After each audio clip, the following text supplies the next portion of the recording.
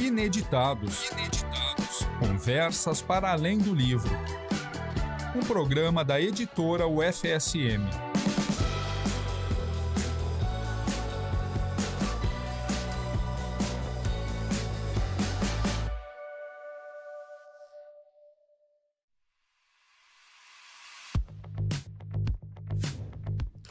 Olá para você que nos acompanha aí do outro lado, aqui é Jéssica Dalcin e estamos com mais um Ineditados, Conversas para Além do Livro, o programa da editora da UFSM aqui na UniFM 107.9. Você pode acompanhar as iniciativas da editora no Instagram, em @editoraufsm, ou ainda no @livraria-e-grife-ufsm, a nossa loja que fica ali na entrada do campus de Santa Maria. Estamos recebendo mais livros, as nossas novidades em camisetas, mochilas, copos, bolsas, e a gente está vendo aí uma novidade novidade da parte gráfica, assim, novas capas para os planners, para os cadernos. Então, acompanhe em @ineditadospodcast, @editoraufsm, @livraria-e-grife-ufsm. E hoje a nossa convidada, nossa colaboradora já de longa data com a editora da UFSM, é a professora Marília Barcelos, que vai falar um pouco da sua trajetória aqui na instituição. Recém comentávamos que está aí com 15 anos de casa, não é, professora? Seja muito bem-vinda. Obrigada, Jéssica. Obrigada, ouvintes, por esse espaço, né, para a gente conversar um pouquinho sobre livros, sobre trajetórias, né? Muito bem, vamos começar do começo. Marília de Araújo Barcelos, quando era pequena. Uau. Qual foi a primeira vez assim que em algum momento tu te deparou com as palavras, o comunicar? Que a gente, quando é criança, ainda não tem clareza de áreas de ensino, mas a gente pensa muito, as coisas são muito palpáveis, né? Quando que as palavras chegaram em ti de um jeito diferente, de tu dizer, nossa, mas isso é muito legal, eu acho que eu quero fazer isso. Sabe, quando a gente fala em história de vida, né, tem tanta coisa que pode vir à tona, e a primeira imagem que me ocorre é um espaço de aprendizagem. Minha mãe é professora, passou a vida inteira dando aula, e ela trazia para casa as coleções e as enciclopédias. Havia uma enciclopédia, e aí vocês já podem imaginar assim, qual é o período, né, que eu nasci, ou pelo menos que eu fui do século passado. Havia uma enciclopédia chamada O Mundo da Criança, com vários volumes. E o terceiro volume era o que mais me encantava. Falava sobre fábulas.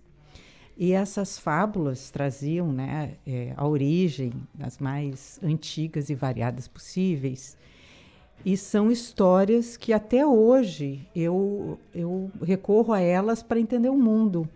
E aí eu ficava sentadinha ao lado da minha mãe no chão, assim, e ela me permitia pegar um lápis e escrever nessas páginas. Então, eu sou daquelas pessoas que a minha interação com o livro impresso, ela foi desde muito pequena, muito tênue, e posso dizer que desde a garatuja, né, aquele desenho rabiscado, assim.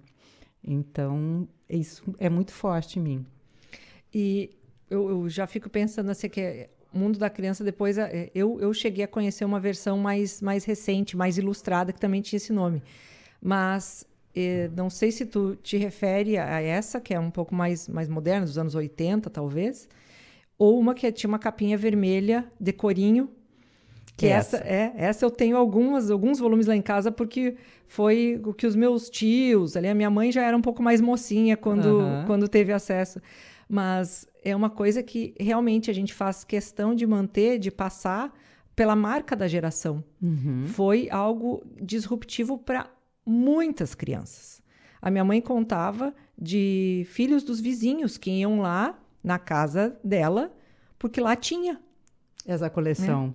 Era como um coleguinha que tivesse internet. Hoje em dia, vamos dizer assim, que ninguém tem internet, mas um coleguinha só no prédio tem internet e todo mundo vai lá, né? E sabe que essa coisa da história de narrativa, ela tem a ver também com um determinado período, né? Porque eu cresci durante a ditadura, tá? E as escolas, elas tinham uma política de permitir que as editoras adentrassem na sala dos professores, não só as editoras, mas outras empresas também. E ali os professores se reuniam, né? Não havia internet, era tudo no presencial. E na hora do intervalo, então, havia essa troca. Então, eu tive acesso, por exemplo, ao Diafilme, que era uma maquininha que projetava um cineminha na parede. Na parede, é. E esse Mundo da Criança é essa coleção com capa vermelha que eu tenho até hoje. Posso dizer que está na minha casa, tá? E o terceiro volume, que é esse de fábulas, ele traz, por exemplo, uma fábula que é sobre o vento e o sol. Alguma coisa nesse estilo. E olha só a mensagem, assim, era uma aposta entre o vento e o calor, né, de quem conseguiria tirar o casaco de um homem que estava na estrada. E o vento assopra, assopra, assopra, e quanto mais o vento assopra, mais o homem se agasalhava e fechava o casaco. E o sol então começou a brilhar, brilhar, e o homem tirou por si só o casaco. Então vejam quantas mensagens tem aí, né? Eu lembrei faz umas 2 semanas dessa fábula, porque no contexto da minha vida aconteceu uma coisa similar, né? E eu pensei, não é a insistência que vai fazer a coisa mudar. Não é a força, né? Não é a força, né? Tem que ser voluntariamente.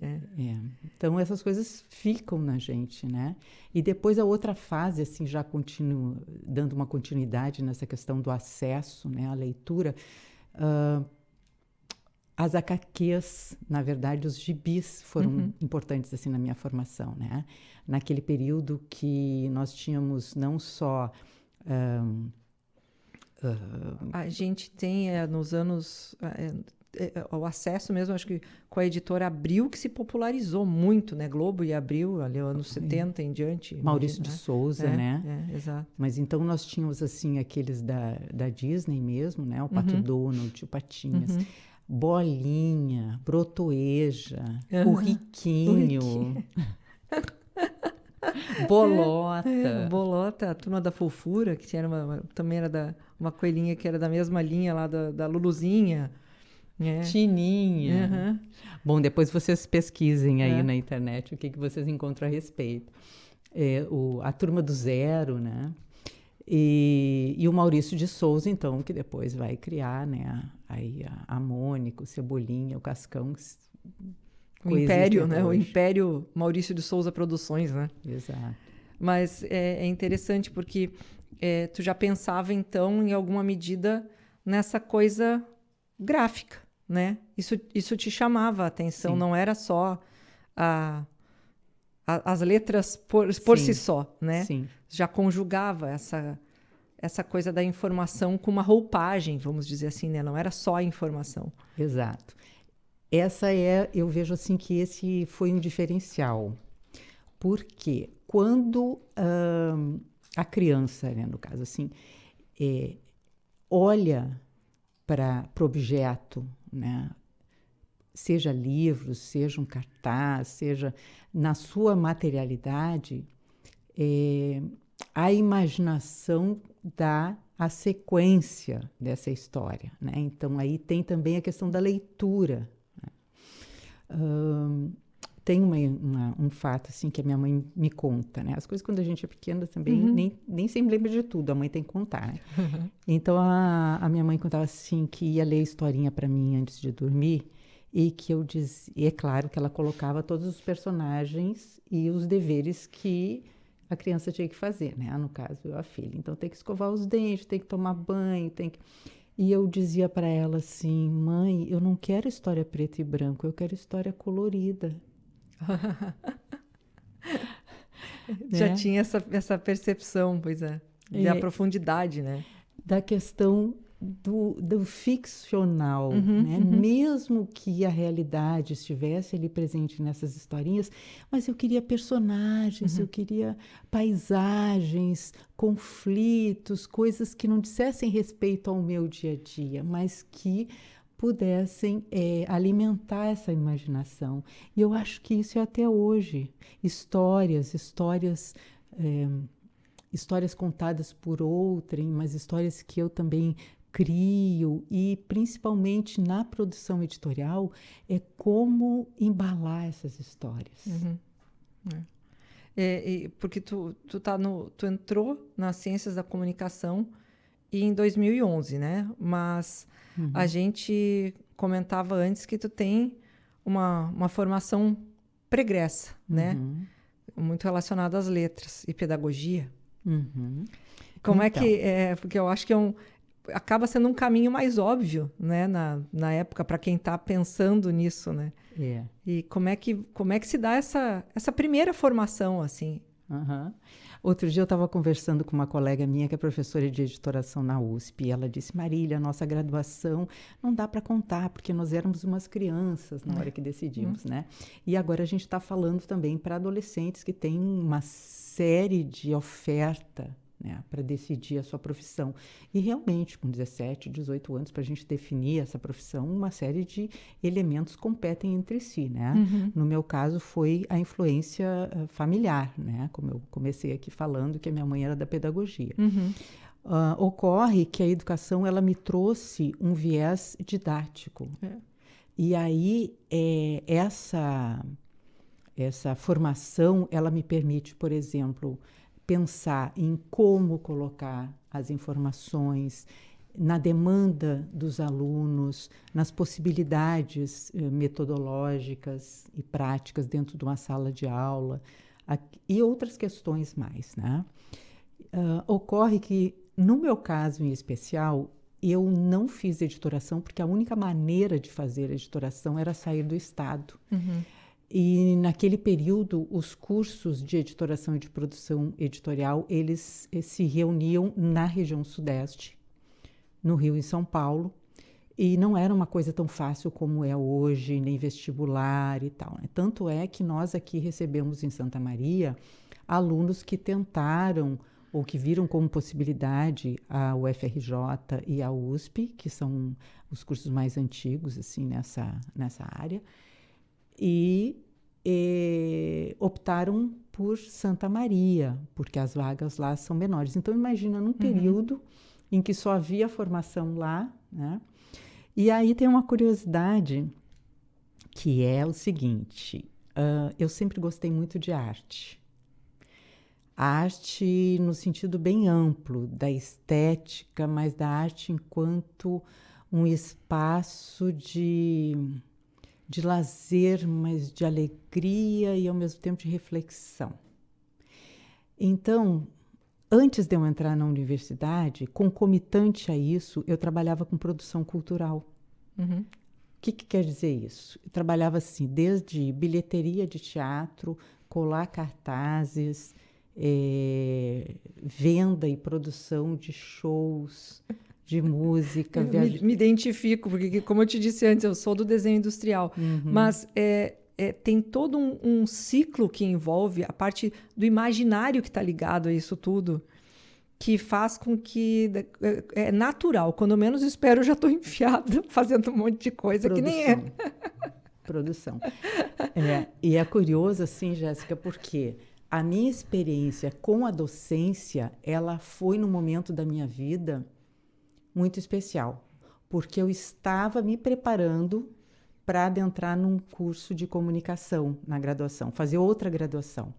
E aí um amigo meu que é escritor, na época eu já trabalhava na Sulina, na distribuidora Sulina, que foi um conglomerado muito importante aqui no Rio Grande do Sul, durante pelo menos uns 50 anos do século XX, tá? Nós tínhamos aqui no mercado as livrarias do Globo, e editora também, e a Sulina, que eram a livraria Sulina.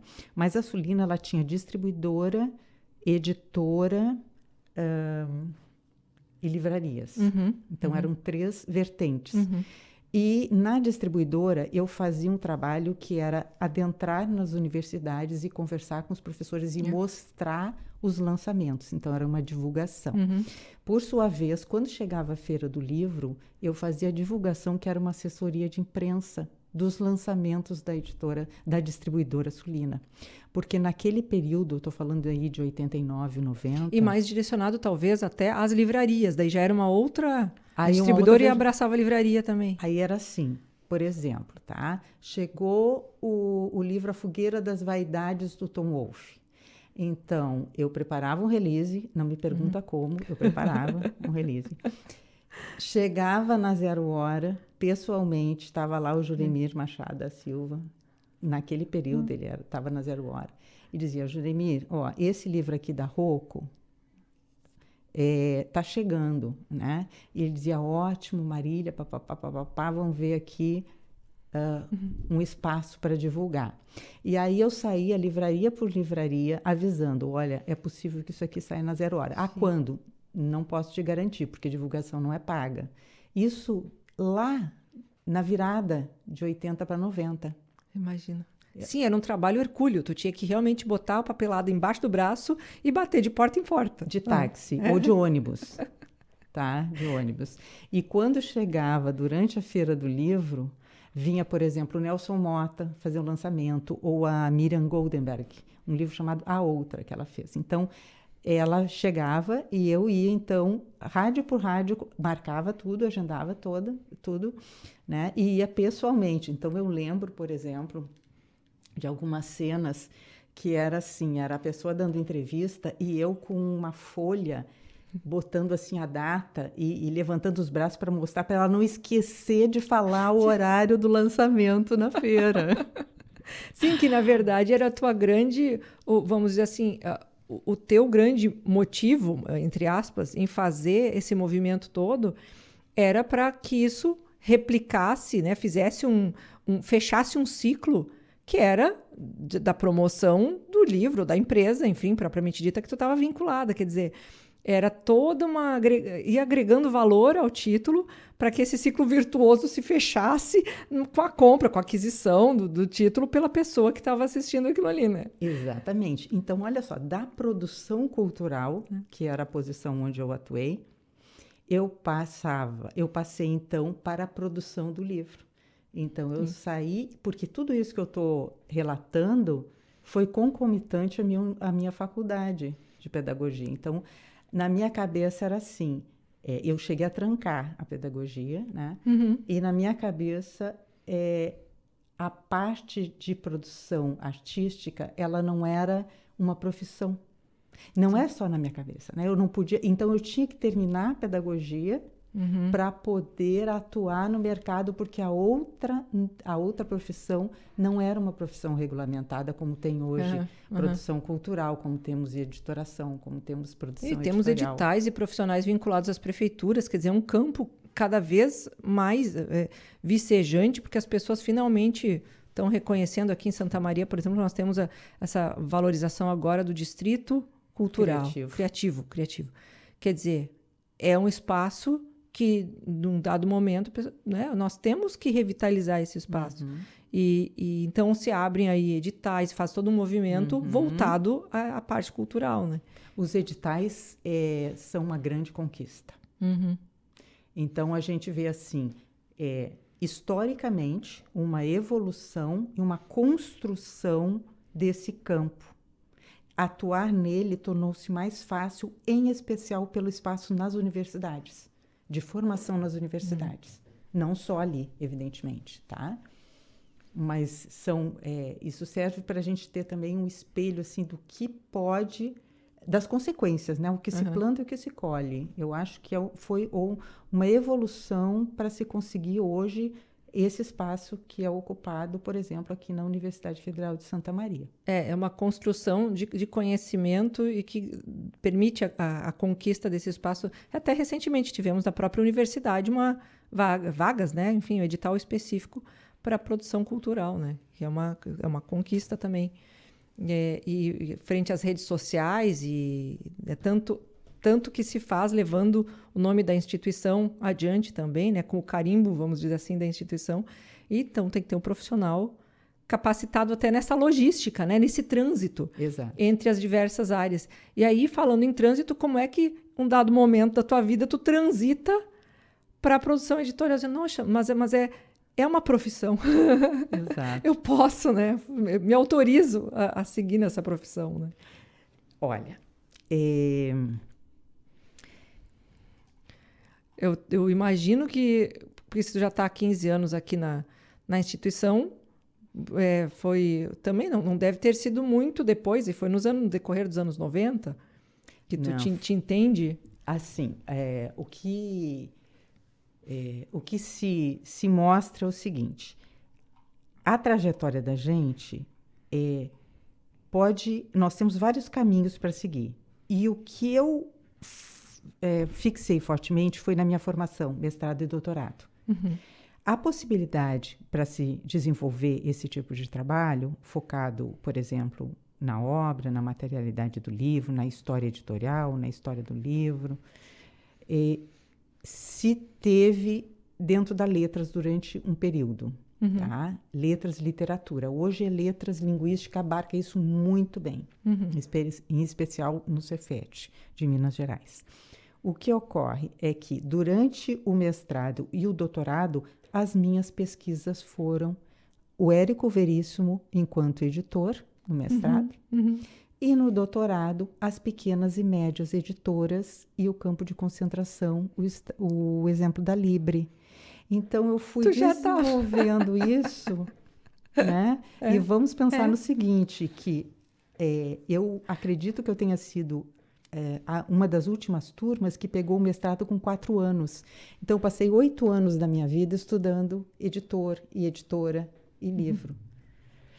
E não posso dizer que não teve uma influência dos grupos de pesquisa, porque ali em 2002 eu comecei a participar do GP de Produção Editorial da Sociedade Brasileira de Estudos Interdisciplinares de Comunicação, que é a Intercom. Uhum. É a associação maior nacional que nós temos de comunicação, correto? Uhum.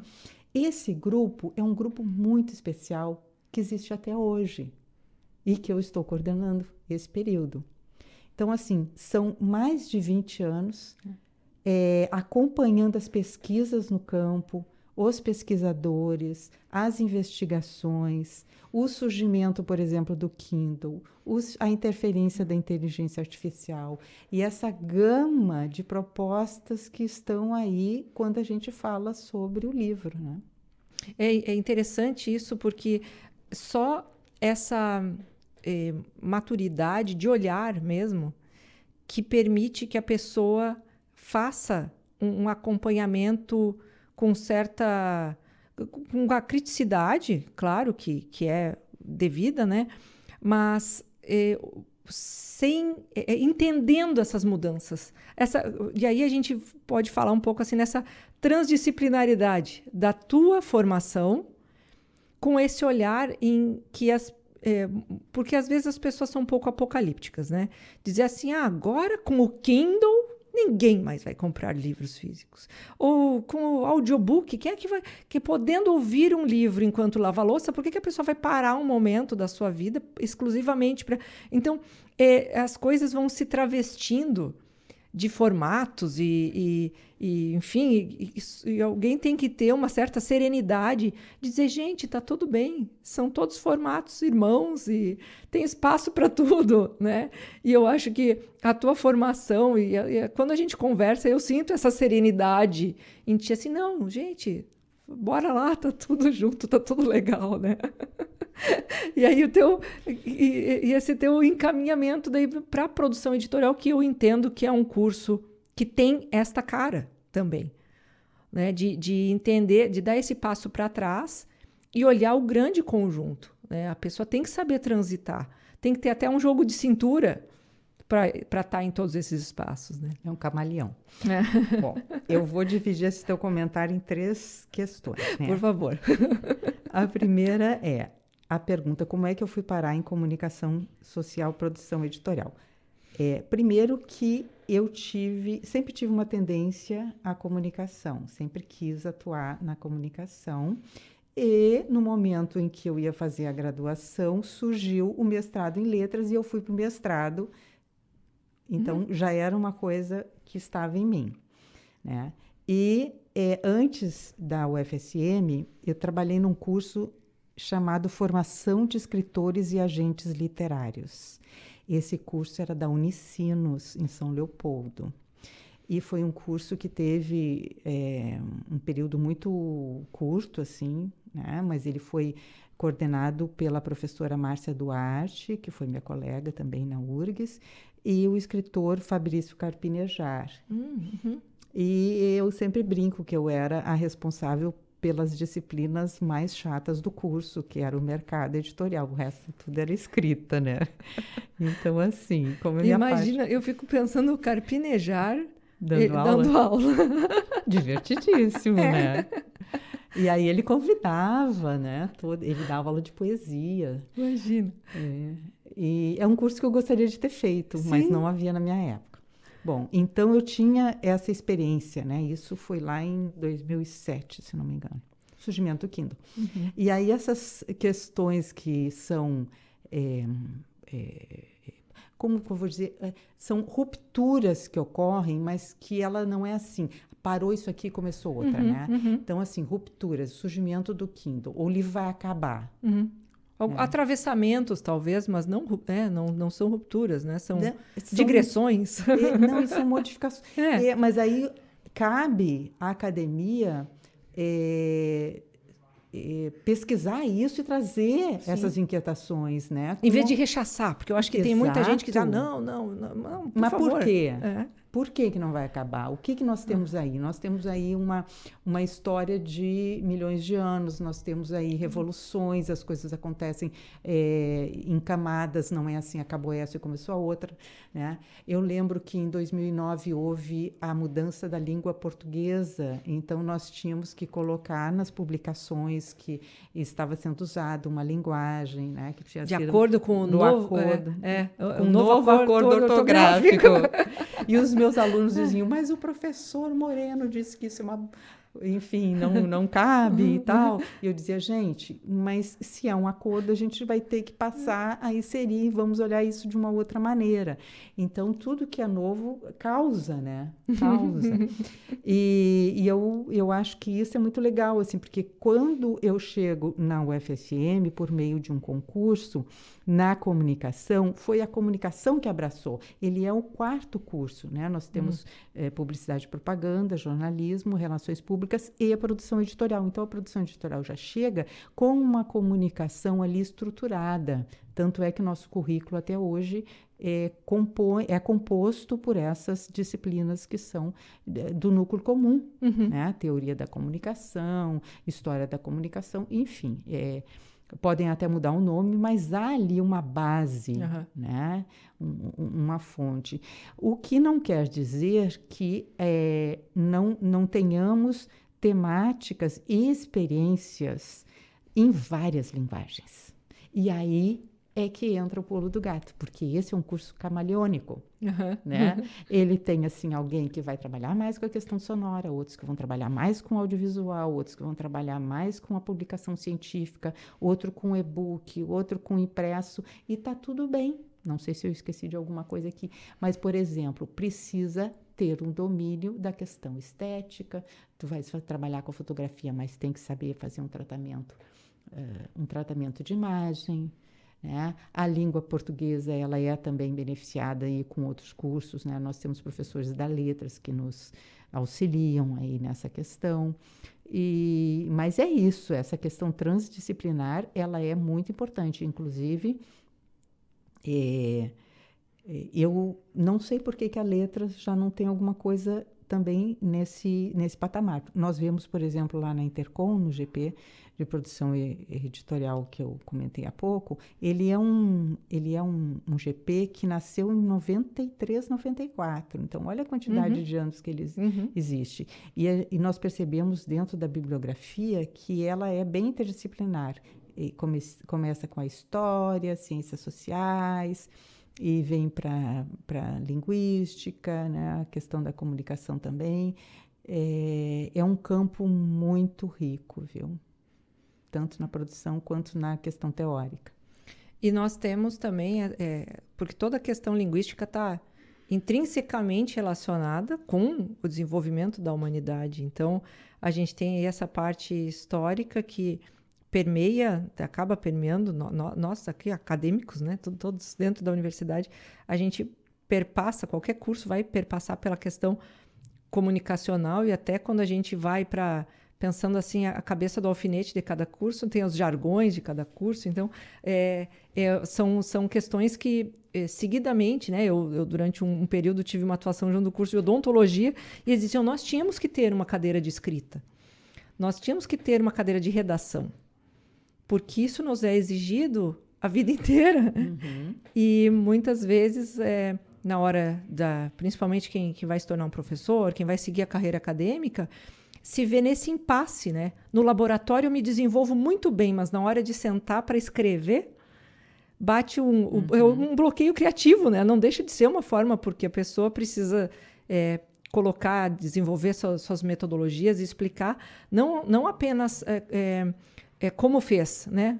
Mas por que fez, que decisões tomou para chegar naquele procedimento, enfim, e aí tu tem que criar toda uma narrativa mesmo, né? Um acompanhamento de raciocínio para ser gentil com o teu leitor e dizer, olha, vem comigo que eu vou te guiar nessa instrução, que lá no laboratório é muito frio, né? O fio objetivo pega daqui, leva para lá, mas tu não vai colocar uma lista, né, pincelada por pontinhos, assim, ou por travessões, dizendo, fiz isso, mexi aquilo, não sei, né? Tu tem que ter uma descrição, enfim, carinhosa com o teu leitor.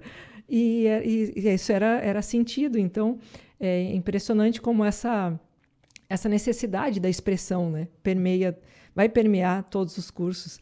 E dentro da produção editorial, e a gente ali na editora também, temos algumas parcerias contigo, né? Já fizemos ali editoração em debate, aí temos os nossos livrinhos lá de como transformar trabalhos acadêmicos em livros, né?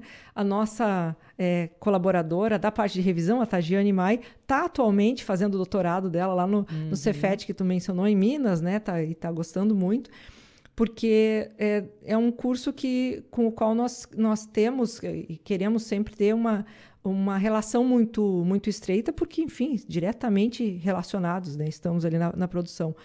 E muitas vezes nós recebemos visitas dos cursos ali, né? E uma das coisas que sempre vem à tona mas a produção editorial, até por ser um curso mais novo, né? Um irmão mais novo.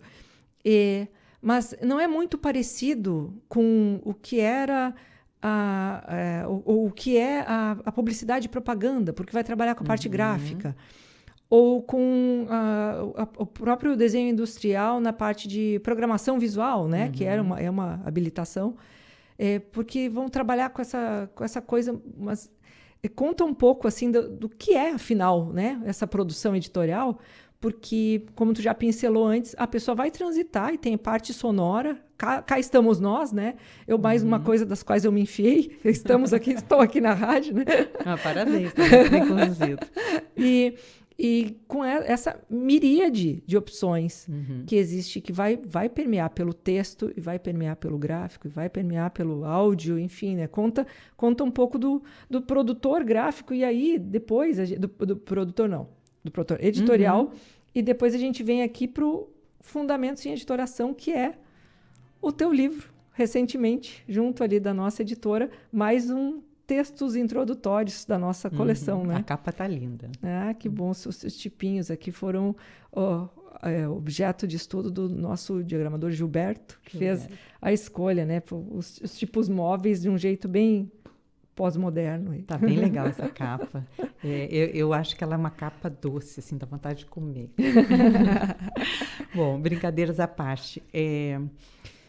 Quando a gente olha para a produção editorial dentro da comunicação, eu vejo que o sujeito que está ali, ele tem um olhar mais voltado para a questão de como a informação vai circular. E ao passo que, por exemplo, na letras, né, nós temos aqui o bacharelado em letras também, e no próprio designer, o desenho industrial que tu trouxeste, a informação, o olhar assim, é parcial, mas é parcial focado nessa vertente. quando se falava em editoração, há muito tempo atrás, havia, sim, uma ideia de que a editoração era sentar-se à frente de um software e diagramá-lo, né? Que é fazer o desenho do livro, né? É a parte visível, talvez, né? Muito, pontinha do iceberg. Mas, assim, eu vejo, e esse foi um dos motivos que me fez propor essa obra para a editora da UFSM na ocasião do edital, porque isso é importante dizer, né? Foi uma abertura de edital, houve uma seleção temática e depois o desenvolvimento do conteúdo. Foi justamente perceber o quanto não se sabe a respeito do que se passa nos bastidores de uma obra. Quem faz o quê, como faz, né? E a trabalheira que é fazer um livro. Às vezes a gente pega, né, um livrinho na mão, assim, porque essa obra, o Fundamentos em Editoração, ela também poderia se chamar Fundamentos em Edição de Livros Impressos, tá? Se fosse, assim, uma coisa bem pontual. Mas Fundamentos em Editoração, nós temos uma disciplina no curso chamado, assim, denominada, por isso que ela está com Fundamentos em Editoração, né? Hoje, editoração tem como sinônimo também produção editorial e edição, né? Em outros cursos chamam de edição. Mas é normal, nossa área é muito recente, nem a área ela está abaixo de jornalismo, reportagem / editoração, para vocês terem uma ideia. Isso é importante que o público saiba. É um campo que luta muito para ter seu espaço de debate, seu espaço na academia, tá? Então, por ser recente também, né? A obra ela vai se dividir em vários eixos, né? O primeiro é sobre cultura letrada, a formação, como surgiu, em que contexto surgiu, a evolução, e aí trago alguns autores que, como faz parte da coleção Textos Introdutórios, faz sentido o quê? A pessoa lê ali, faz referência, sei lá, o Chartier, e vai ler o Chartier depois para aprofundar o seu assunto, né? E, então, tem essa primeira parte, que é sobre cultura letrada, que é quase uma parte mais historiográfica, que eu particularmente gosto muito. Depois, se divide em mercado editorial, que são as pesquisas. Então, como se configura esse mercado? Quem é que forma o mercado? Como é que se faz um preço de um livro?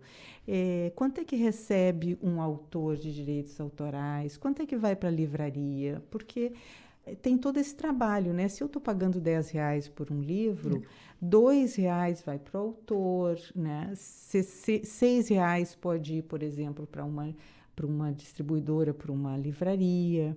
Então, tem todo um percentual aí que é conforme o contexto, né? Se essa livraria é distribuidora também, como já foi outrora, uma Saraiva da Vida, que hoje já nem existe mais, né? Ou uma Siciliano.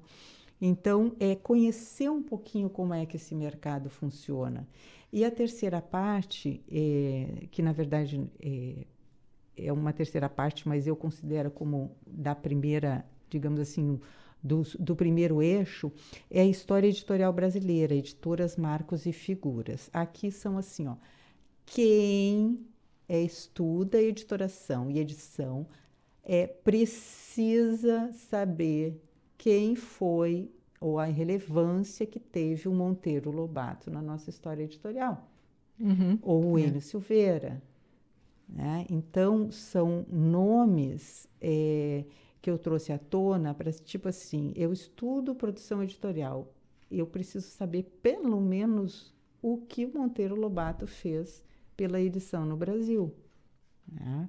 Então, a gente estava falando sobre o Maurício de Souza também, né? Que é a parte dos quadrinhos aí. E essas figuras. E ali, nesse item, eu trago informações que são do pós-doc que eu fiz aí na comunicação na PUC do Rio Grande do Sul, em 2024, em meio à enchente, né?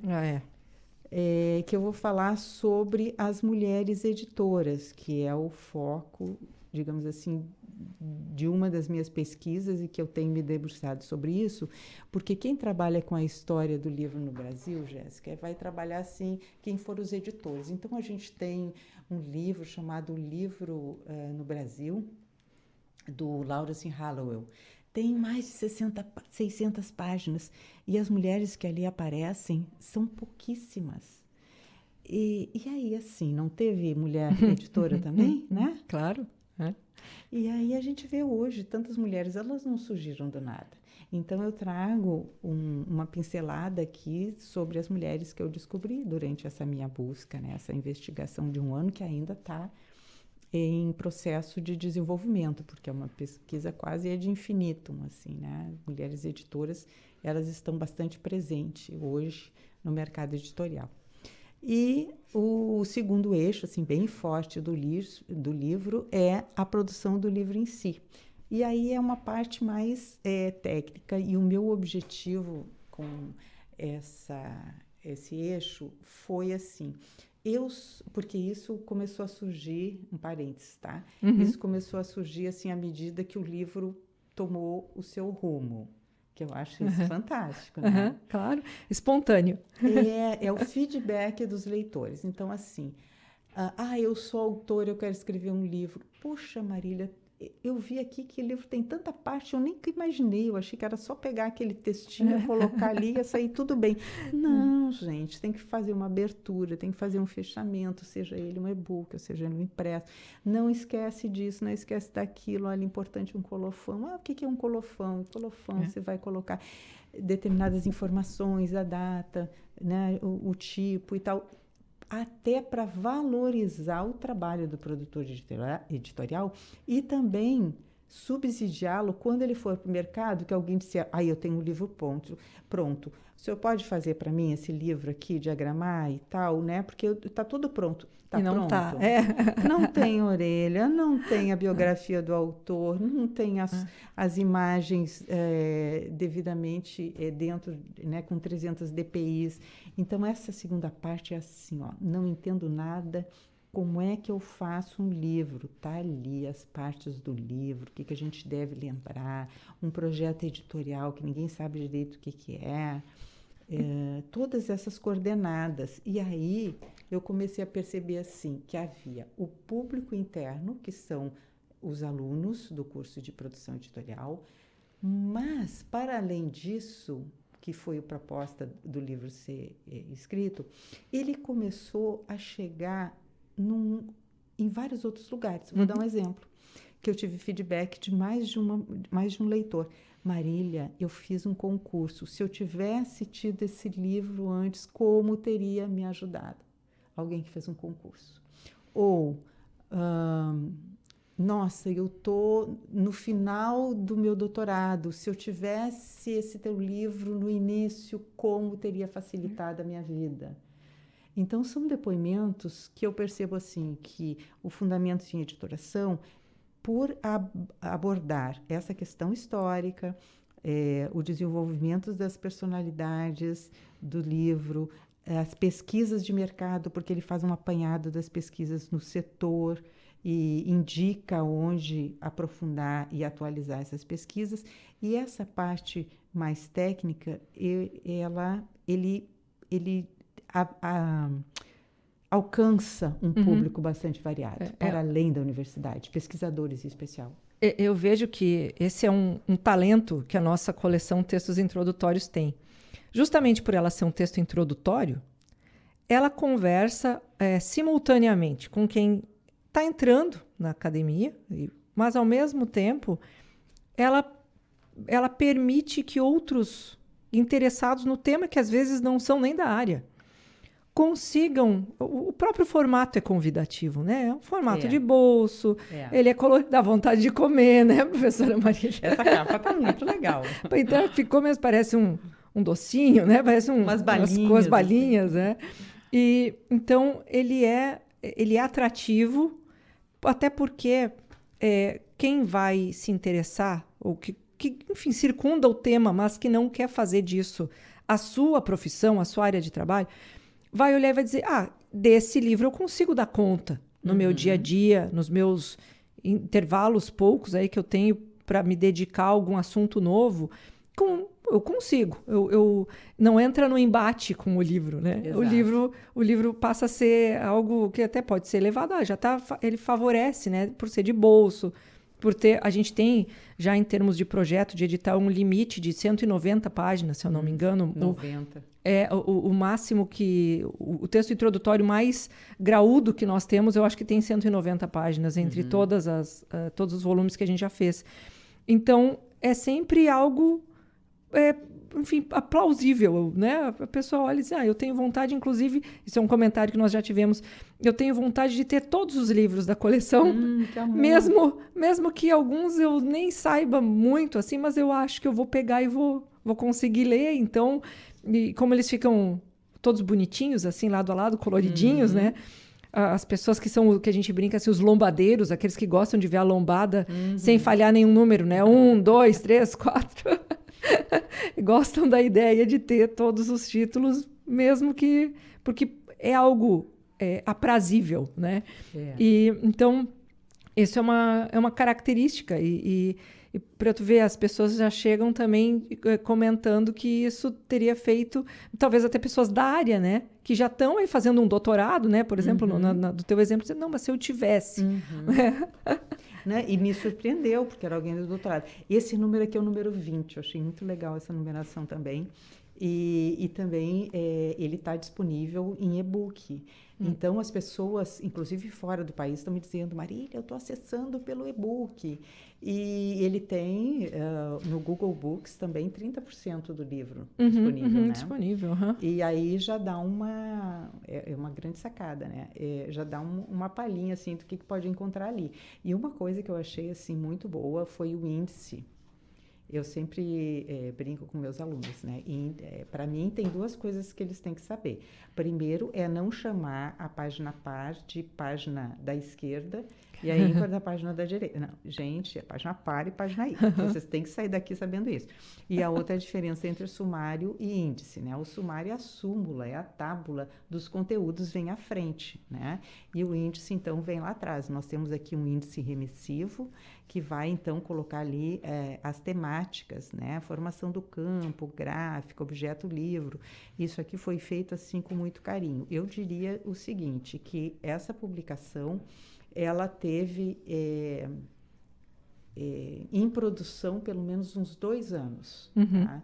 Porque, assim, como há muita informação histórica, tudo datado, foi visto, revisado, muitas vezes, por mim, por terceiros, dentro da editora, porque errar, né, um ano, e mesmo assim, eu tenho como prática não ler muito o meu livro depois que ele sai. Porque... Vai que acha alguma coisa. O erro se esconde, né? Ele se esconde.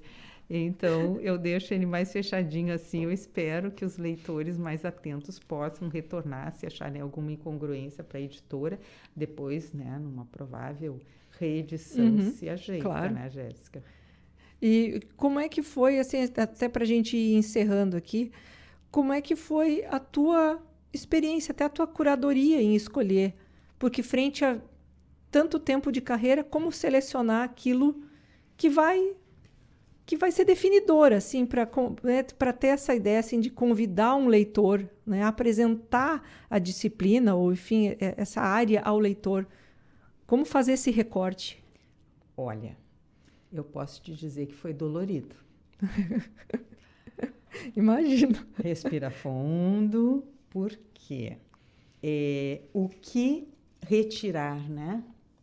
Esse recorte, ele é uma coisa que precisava de um critério. Então, o critério feito foi assim: quem são os pesquisadores mais utilizados, as referências mais utilizadas pelos estudiosos na área, tá?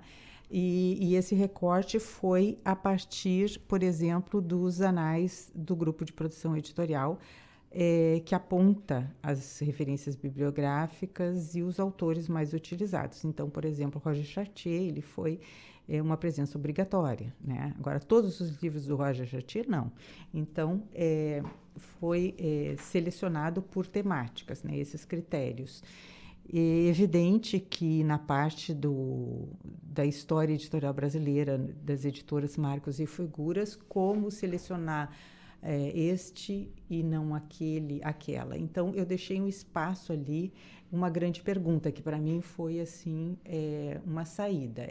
Quem são as suas editoras, né? Porque cada um tem um viés. Então, o objetivo era assim, ao pegar uma obra, observe quem é que produziu essa obra. Foi editor da UFSM? Ah, porque então, se eu gostei dessa obra, eu vou gostar de outras da editora da UFSM. Um olhar, né? Então, assim, pensar que tem menos o que está dito, mas mais o que vai indicar uma leitura a posteriori, um reprocessamento dessas informações.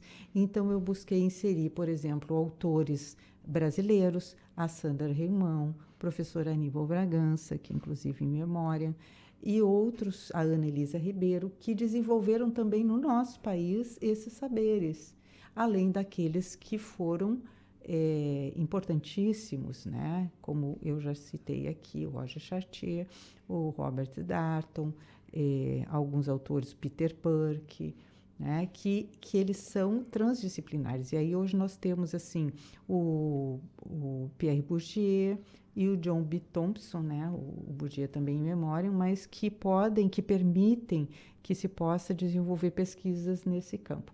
Eu acho assim, Fundamentos em Editoração, ele é um pontapé inicial para dar um panorama. Eu quero saber o que vende. Vou dar uma olhada aqui nesse capítulo sobre pesquisas, o que a Câmara Brasileira do Livro e o Sindicato Nacional dos Editores de Livro prepararam aqui, né, por meio da Nielsen, o que eles trazem. Eu quero saber mais informações. Olha, nós temos aqui o Publish News, que pode trazer bastante informações sobre isso, né? E criar firmar, digamos assim, um espaço desse campo que está cada vez mais forte, com estudos apropriados e que são estudos que abarcam o design, as letras, a história, as ciências sociais, né, dentro desse bojo da comunicação aqui nesse caso, tá? Mas ele é absolutamente transdisciplinar, né? E é importante também a gente fazer essa reflexão de que quando alguém tá procurando isso como um novo caminho, né? Aqui tu dá um panorama que é possível que a pessoa desenvolva o seu próprio método. Exato. Da sua curadoria, do seu currículo pessoal, vamos chamar assim, né? Exato. Do seu modo de fazer o seu trajeto, né? Em termos de montar um repertório, né? Que é essencial para quem vai trabalhar não só com a parte de editoração dos mais variados produtos possíveis, mas que remete aí fechando um pouco a nossa conversa com tudo que é produto cultural, né? O que vai fazer com que aquilo se transforme em algo com valor agregado é o repertório que a pessoa teve ao fazer as escolhas que ela fez para compor, né? Então, eu te parabenizo pela edição. Obrigada. E fico muito feliz que ela já está tendo uma repercussão super positiva ali conosco na editora também. Nós tivemos um lançamento muito bonito no mês passado, né? Foi. E no mês, não, foi mês? Foi em abril, foi finzinho de abril. E foi algo assim que nós tivemos uma visita muito expressiva dos nossos estudantes e uma tarde de autógrafos junto com o professor Lucas Amberlan, que já veio falar aqui conosco sobre o Teoria da Literatura. E muito obrigada, professora Marília, por essa conversa, por poder disponibilizar um pouquinho do teu tempo aqui para a gente. E eu agradeço demais, inclusive, por conhecer melhor assim a ti, né, Jéssica, que fez parte dessa produção do Fundamentos em Editoração e está tão imersa no teu dia a dia com o livro, né? E com todo esse objeto, que é um objeto cativante e instigante, né? Nós fazemos o livro, a gente sempre comenta que depois que ele sai da nossa mão, ele ganha o mundo, né? Então, feliz, assim como que nem um filho que a gente cria para o mundo, né? Bem por aí. Quanto mais longe vai, melhor. E né? que venham muitos. Muito obrigada, professora. Nada, imagina. E para você que nos acompanhou, fique ligado nas nossas redes sociais, @editora-UFSM, @livraria-egrife-UFSM, @ineditados-podcast. Eu sou Jéssica Dalcin, um grande abraço e até semana que vem. Ineditados. Conversas para além do livro. Um programa da editora UFSM.